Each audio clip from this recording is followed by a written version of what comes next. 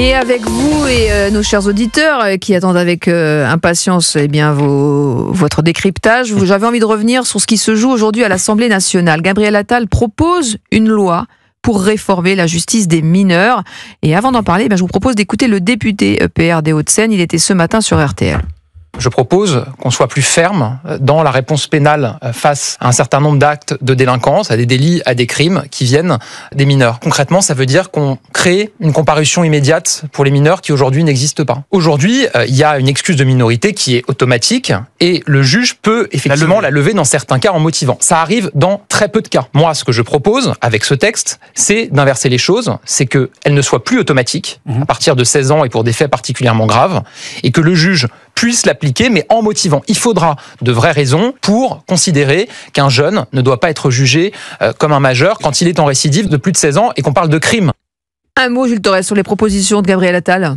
Oui, c'est des propositions qui relèvent à mon sens du bon sens, qui non pas vont renverser la table, mais qui au moins vont durcir la loi. Et c'est là tout l'objectif, et ça rejoint ce que l'on disait tout à l'heure, c'est qu'il nous faut aujourd'hui des lois qui soient beaucoup plus répressives, qui soient beaucoup plus fermes. Moi, je m'étonne quand même d'un certain déni, et notamment issu de la gauche, parce que vous disiez juste avant la pub que ce texte divisait. Ouais, la France Insoumise a déposé une motion de rejet préalable. Ils sont vent debout. Il ne divise pas les Français. Il suffit de regarder toutes les questions qui sont posées dans cette proposition de loi sur la comparution immédiate des mineurs, sur la responsabilisation des parents, sur le fait d'aider davantage les familles monoparentales, parce qu'il y a ça aussi. Les Français, ils partagent ces propositions à près de 70%. Le RN d'ailleurs est plutôt favorable. Le RN est complètement favorable, la droite est complètement favorable. Au sein du groupe Renaissance, c'est quasiment une très très grande majorité qui est favorable. Donc il n'y a plus que la gauche qui aujourd'hui dans notre pays ne représente que 30%, qui est hostile. De toute manière, ils seront hostiles à tous les textes qui seront déposés par Gabriel Attal, sauf si évidemment il propose la retraite à 52 ans. Donc il ne faut pas être étonné. Il n'y a pas une division, il y a une opposition. L'opposition de la France Insoumise et du Nouveau Front Populaire, elle est là pour être une opposition.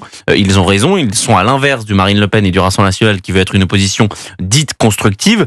Mais en tout cas, Gabriel Attal propose des mesures qui, à mon sens, et il les avait défendues quand il était ministre de l'Éducation nationale et il les avait redéfendues quand il était Premier ministre, mais ce projet de loi a été renversé par la dissolution. Et donc c'est devenu une proposition de loi, mais elle est de bon augure parce qu'elle va permettre de juger un mineur en 2025 plus comme on juge un mineur en 1945, puisque c'est ça la vérité, c'est que aujourd'hui on a une hyperviolence chez les jeunes, on en discutait tout à l'heure, et donc un mineur ne peut plus être jugé comme en 1945, date de l'ordonnance sur la justice des mineurs. Nathan Devers, sur cette proposition de loi de Gabriel Attal. Alors quand je disais tout à l'heure que j'étais pour avoir une analyse froide de la question de l'insécurité, c'était pas pour mettre la poussière sous le tapis ou pour ne pas en parler, c'est parce que je pense que quand on a une analyse froide, on voit que le problème de l'insécurité en France, il y en a deux. Il y a toute l'insécurité qui est liée au trafic de drogue et qui est vraiment massive, et deuxièmement, ce sont des profils souvent de multi-récidivistes qui sont extrêmement dangereux, qui nuisent, et la justice française n'empêche pas le parcours de récidive, je dirais quoi qu'elle fasse. Face à cela, la solution consistant à dire on va essayer de casser ces parcours-là de délinquance ou de criminalité à la racine, c'est-à-dire dès que l'engrenage commence à s'activer, c'est-à-dire dès le plus jeune âge, me semble être une solution qui voit, si vous voulez, un diagnostic important. Quelle forme ça doit prendre ?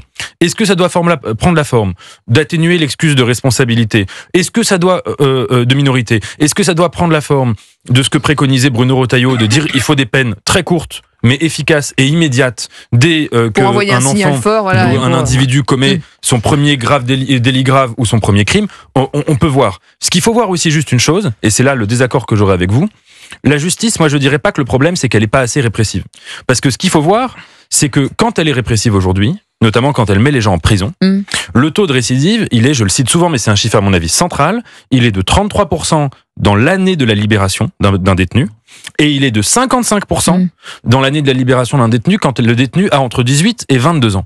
Ce qui signifie que même en l'état actuel des choses, quand la justice est répressive, quand elle enferme, elle n'empêche pas le parcours de multirécidivistes de se mettre en place. Alors quelle est la solution ? Je pense que justement la solution, elle doit consister à agir avec les deux mains. Je suis partiellement d'accord avec vous. La justice doit être plus répressive au début, plus efficace. En revanche, là où je suis en désaccord, c'est qu'il faut aussi que la justice se regarde en face sur un point, c'est qu'elle ne travaille pas à la réinsertion sociale, professionnelle, humaine, morale en un ça, sens. c'est pas la justice. Des gens, c'est si, pas la évidemment. justice de faire du social. Ouais. C'est le sujet. C'est pas du social, on la le voit, réinsertion et on le sociale, voit c'est pas la depuis même chose. maintenant des semaines. C'est qu'on a des magistrats, des juges qui jouent contre l'État français, qui jouent contre les intérêts des Français. Quand on voit cette affaire de l'influenceur Doualem, je suis désolé, quand on a quelqu'un qui menace de tuer et de faire souffrir tous les opposants du régime algérien, quelqu'un qui a un quantum de peine de 12 ans de prison, qui a déjà été condamné 6 fois, dont 2 fois pour trafic de drogue, et que le juge administratif nous dit que finalement, eh bien l'expulsion ne s'est pas bien déroulée, qu'il doit être libre en France, eh ben non, je suis désolé. Là, avec une c'est prime pas de 1 200 la €. responsabilité du social sur la délinquance des mineurs, c'est pas non, c'est aussi, et c'est peut-être là qu'on aura un accord, c'est le social qui doit primer. Le problème, c'est qu'on le voit bien, tous les chiffres qui sont donnés nous montrent que la surdélinquance des mineurs est en train d'exploser ces dernières années. Parce que c'est aussi des personnes qui ne veulent pas s'intégrer, parce qu'en fait, il y a celles qui, effectivement, sont peut-être, entre guillemets, sauvables, à qui on peut donner une aide sociale, mais il y en a plein quand même qui refusent définitivement de s'intégrer, et qui refusent d'être aidés. Je dis pas aide sociale, je dis réinsertion. Oui. Quand quelqu'un rentre en prison... Mais pour ça, il faut avoir envie d'être réinséré. Mais souvent, c'est déjà trop tard. Envie ou Donc, pas, sans faire de psychologie, il y a à mon avis, des mécanismes qu'il faut mettre en place pour faire en sorte que quand un individu sorte de prison, eh bien, qu'il soit dans une logique où son parcours de récidive est cassé. Vous parliez des magistrats. Il y a beaucoup de magistrats qui sont, par exemple, favorables à étendre le régime de ce qu'on appelle la semi-liberté. Qu'est-ce que c'est ? C'est un mode de détention où l'individu dort en prison et le matin, il sort pour aller travailler. Et c'est ça la punition qu'on donne pour certains types de délits. L'individu va travailler. Pourquoi on lui dit d'aller travailler ? C'est pas parce que dans une logique de gauchisme laxiste de dire l'individu, il faut pas qu'il s'ennuie en prison. C'est parce qu'on estime que quand il est puni de cette manière, eh bien quand il sortira de son régime de semi-liberté, donc il aura plus à dormir en prison, il aura déjà eu derrière lui 6 mois, 1 an, 2 ans où il aura travaillé. Et donc il aura moins de chances de récidiver. Vous avez raison Nathan de dire que c'est les magistrats qui, en effet, certains magistrats qui plaident pour ce genre de choses. Moi, je vais vous dire, il faut enfin que le politique reprenne le pas justement sur cette magistrature qui, malheureusement, au vu de l'état du pays, n'a plus les clés pour répondre aux attentes des Français. L'attente sur l'insécurité, c'est pas les magistrats qui vont répondre. L'attente sur la réinsertion, les Français, ils considèrent que, je prends pas cet exemple pour le prendre parce que Nathan vient de l'utiliser, mais on a une justice qui est perçue comme laxiste et comme trop peu répressive. Donc ce n'est pas les magistrats qui vont décider des lois que l'on va porter, c'est au législateur aujourd'hui de légiférer, et c'est pour cela que cette proposition de loi de Gabriel Attal, elle va plutôt dans le bon sens. Et moi je peux vous dire, quand il y a une proposition de loi qui hérisse les magistrats et les juges, c'est sans doute qu'elle est super cette loi. Effectivement. En tout cas, c'est une priorité de lutter contre la délinquance pour Bruno Retailleau. Bruno Retailleau, qui ça ne vous a pas échappé, est candidat à la présidence de LR. Il l'a annoncé dans un courrier aux militants ce matin. Le ministre de l'Intérieur était l'invité de France Inter. Je pense qu'on a besoin, et je le vois bien, et pas que moi, mais on l'a vu aussi dans des résultats des élections législatives partielles, municipales.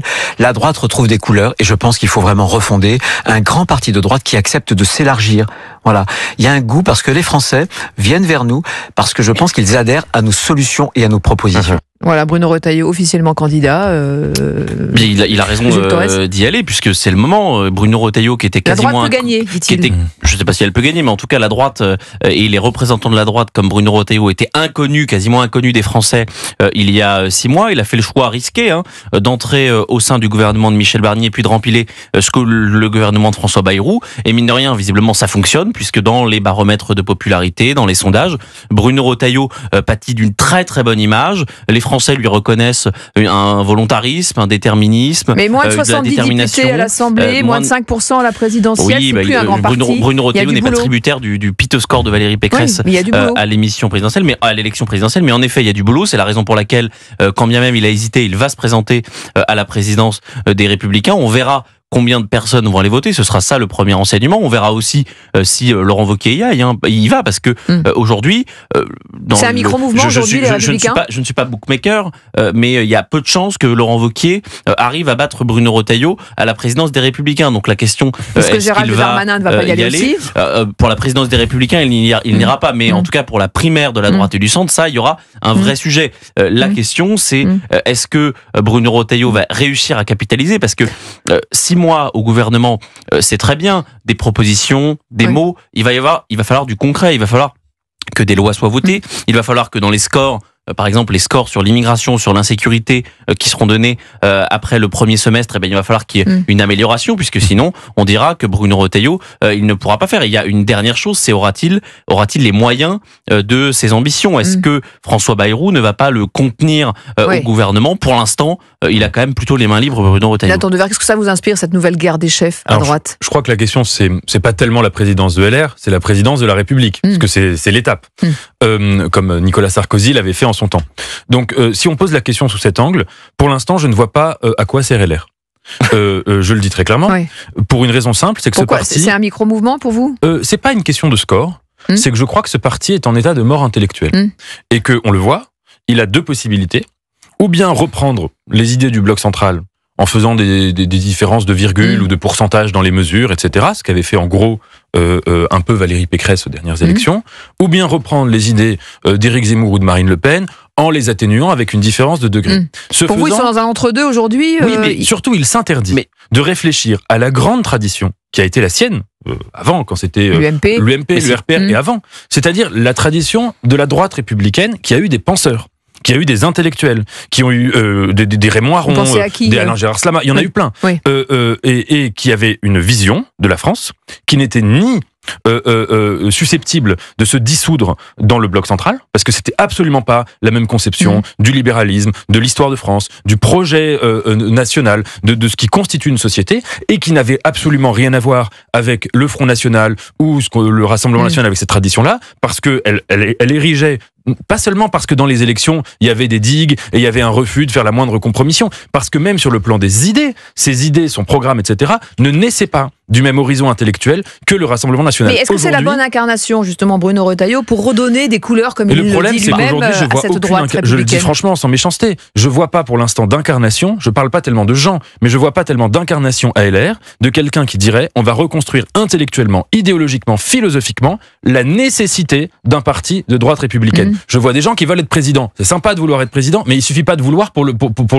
l'être et pour que ce soit intéressant. Et je crois que il devrait arrêter d'être tout le temps, encore une fois, dans cette dictature du présent, de penser systématiquement à la prochaine élection, s'arrêter, faire un vrai travail de réflexion et revenir avec des idées. Vous pouvez pas faire fi qu'il y a une élection présidentielle dans 2 ans, que la Ve République, et particulièrement depuis plusieurs années, eh bien, elle n'est régie que par un scrutin, c'est l'élection présidentielle, et que dès lors que l'élection présidentielle est passée, eh bien, il n'y a plus que ça qui compte. Donc, le sujet de reconstruire la droite, c'est un sujet qui prendra du temps. Je pense que la droite, et notamment Bruno Retailleau, est en train de le faire en ayant décidé d'aller au gouvernement, parce que moi, je peux vous dire que là, Laurent Wauquiez, je pense qu'il s'en mord aujourd'hui les doigts de ne pas être rentré au gouvernement, et la droite, a priori, se reconstruira comme ça. C'est pas la manière. Ils ont démontré depuis 6 mois qu'ils étaient capables de gouverner, qu'ils étaient de retour aux affaires parce qu'ils n'étaient plus aux affaires depuis 2012. Et c'est comme ça qu'ils se reconstruiront. Ils n'ont pas le temps de se poser tous autour d'une table avec les caciques, les Gérard Larcher et tous les juifs du parti pour nous dire il faut revenir avec. Oui, non mais la politique ne permet plus ça, Nathan. Bruno Retailleau, qui sera d'ailleurs l'invité exceptionnel du grand rendez-vous de Pierre de Villeneuve ce dimanche dès 10h sur Europe 1 et CNews. Beaucoup de questions à lui poser à Bruno Retailleau cette semaine. Allez, on reste ensemble dans quelques instants. On va revenir sur le procès de l'attentat de la basilique de Nice qui s'est ouvert cette semaine, et l'accusé qui déclare c'est légitime de tuer ceux qui tuent les musulmans. Et en même temps, le procureur national antiterroriste qui lui alerte d'un retour de la menace djihadiste en France. À tout de suite.